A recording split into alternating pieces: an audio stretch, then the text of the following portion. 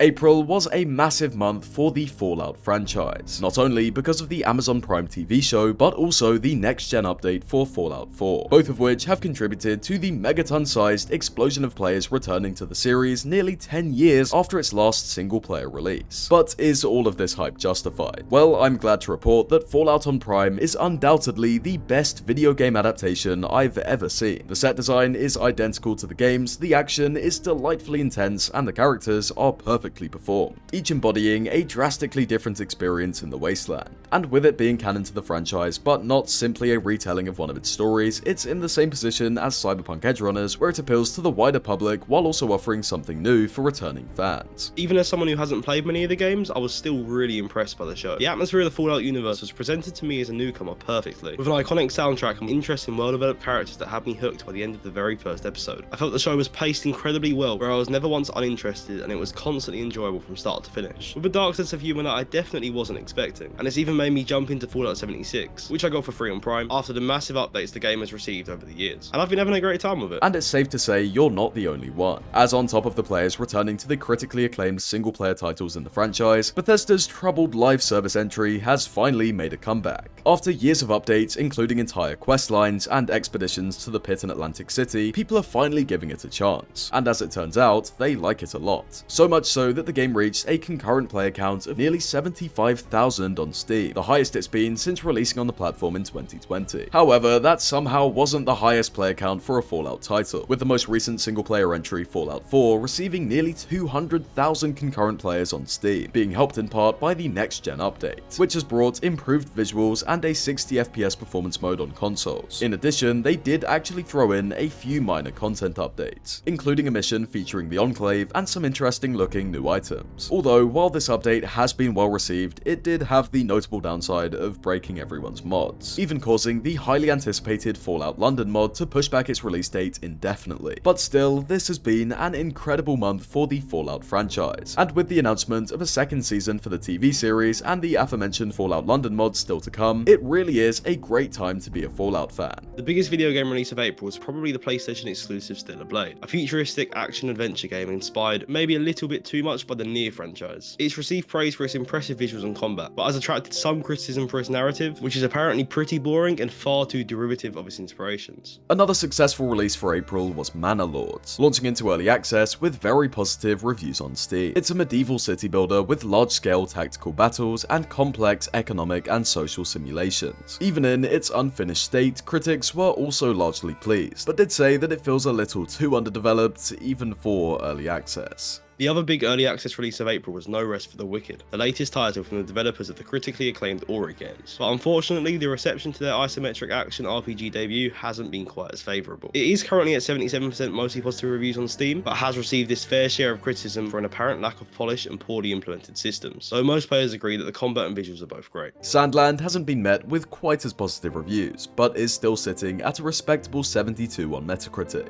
with critics praising its beautiful art style, charming characters, and world that respects and expands on the work of its legendary creator.